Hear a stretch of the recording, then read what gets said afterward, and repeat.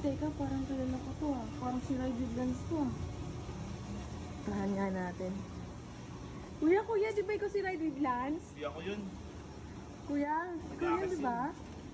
Ang sibag mo pala. Kuya, pwede pa picture? Pogi mo pala sa personal. Hindi ako yun. Grabe ka naman, kuya. Wala ka ngayong biyahe? Papahatid sana ako eh. Kuya, ang pogi mo pala.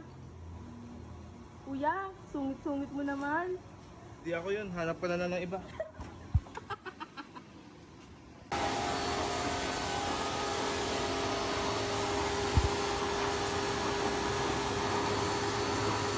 Grabe, lakas makapogi pag naglilinis pala ng aircon, no?